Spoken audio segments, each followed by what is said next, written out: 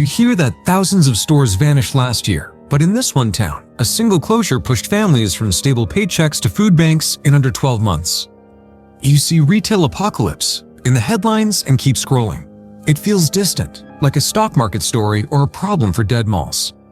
But for one small town, those 7,300 store closings in a single year were not a headline. They felt like someone switched the economy off. Quick question for you. In your area, have you seen more empty storefronts over the last couple of years? Type yes or no in the comments and tell us which store hurt the most when it left. Let us start with the big picture. In 2024, retailers in the United States shut more than 7,000 stores. That was far more than the year before, one of the worst totals since the pandemic. Only a few thousand new locations opened. On net, the country lost a huge chunk of places where people work, shop, and pay local tax. Behind those numbers are names you know. Discount chains, drugstores, clothing brands, craft stores, some grocery and dollar chains. Many experts think 2025 will be even uglier, with thousands more closures if current trends continue. Now shift from numbers to one town. Picture a small American town built around one giant store. For nearly 20 years, it sat at the edge of town, bright at night, parking lot full on weekends. It was the main employer, the main grocer, the main tax base, and the place where people still felt we have something left. That is real life in dozens of places. When their local big box supercenter closed, hundreds of jobs vanished in a day. The store that once pulled people in from miles around went dark.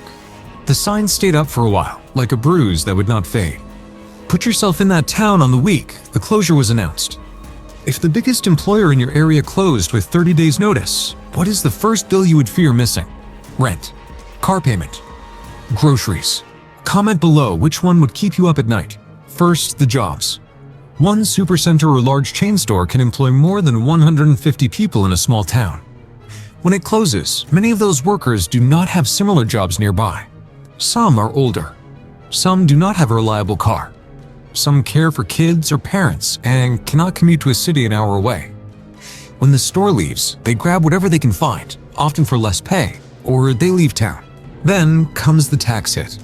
Local governments rely on sales tax from that store, plus property tax and business fees. In some places, one big retailer brings in a huge share of local revenue. When it disappears, mayors and councils start cutting. Police positions, library hours, road repairs, school programs. All of that starts to shrink almost as fast as the shelves were cleared. Have you noticed your town cutting services recently? Shorter hours at the library, fewer school buses, longer response times when you call for help. Think back. Did any major store closings line up with those cuts? Now think about daily life. Before the closure, people drove 10 or 20 minutes to get groceries, medicine, clothes for their kids, and basic home goods. After the closure, the nearest full-service store might be 45 minutes away.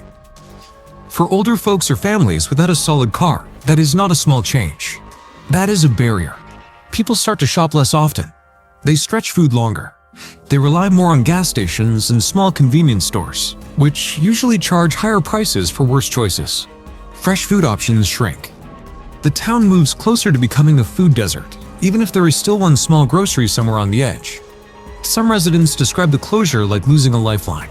They say they feel forgotten, like the company used their town for a while, then walked away the moment profits dipped. Have you ever felt that way about a big brand in your area? If yes, tell us what happened. Your story will sound familiar to a lot of people. Now zoom back out, because this is not only about one chain or one logo. Why are so many stores closing? Part of the story is clear. Online giants offer lower prices and endless choice. People shop from their couch. Foot traffic in malls falls.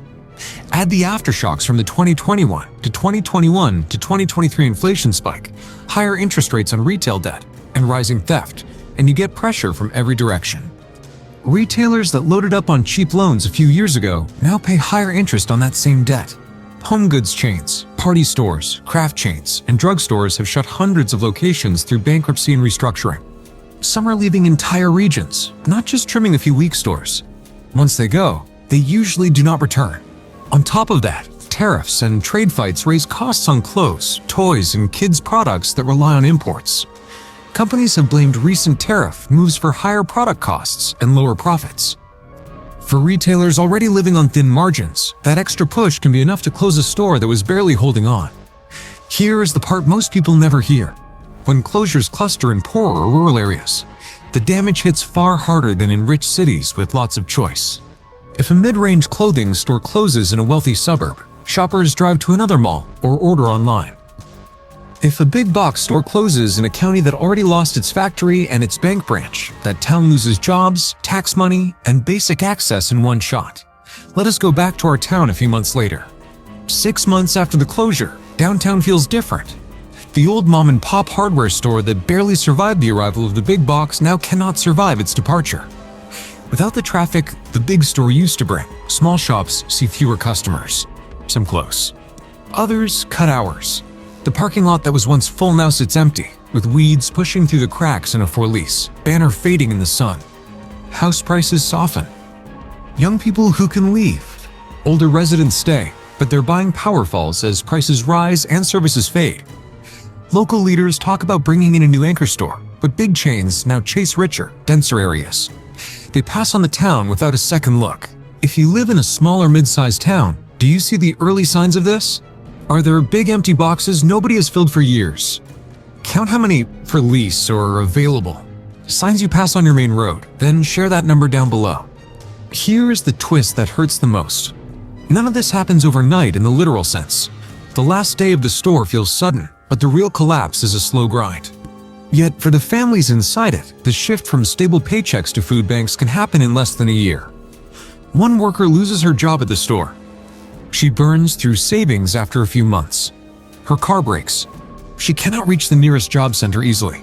Her grocery bill rises because she can no longer drive to bulk shops. Within a year, she stands in line at a food pantry for the first time in her life. Multiply that story by dozens of workers, and you see how one closure can pull an entire town down. So what do you do with this information if you are watching from your living room right now? First, take stock of your own area. In the comments, list the last 3 stores that closed near you. Do you see a pattern?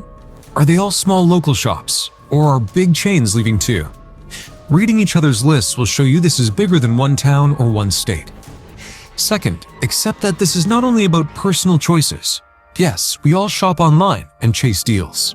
But local tax breaks, labor rules, tariffs, and weak competition rules all shape the map in ways one shopper cannot fix alone. When leaders brag about growth, while your main street empties, you have every right to question those numbers. Third, when you can, support the places that still anchor your community. That might be a local grocer, a pharmacy, a hardware store, or a regional chain that treats your town as more than a line in a report. Your dollars are votes, but your calls, emails, and turnout at town meetings matter too when those places come under threat.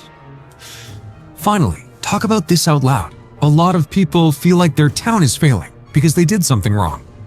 They did not. They got caught in bigger forces that turned their main street into a line on a profit chart. The more you and your neighbors understand how this works, the harder it becomes for companies and politicians to shrug and walk away. If this video helped you see the story behind the empty storefronts in your area, do something that actually helps. Tap like so this reaches more people who feel the same way you do. Share this with one person who keeps asking, what happened to our town, but never gets a straight answer. And if you want clear, human breakdowns of how money, policy, and big companies hit your daily life, hit subscribe and turn on all notifications. This channel is for people who are tired of being told everything is fine, while their local jobs and shops quietly disappear. Before you go, answer one last question in the comments. If you could bring back just one closed store in your area, which one would it be and why? Your answer says a lot about the kind of town you want to live in, and you might remind someone else that they are not the only one missing what they lost.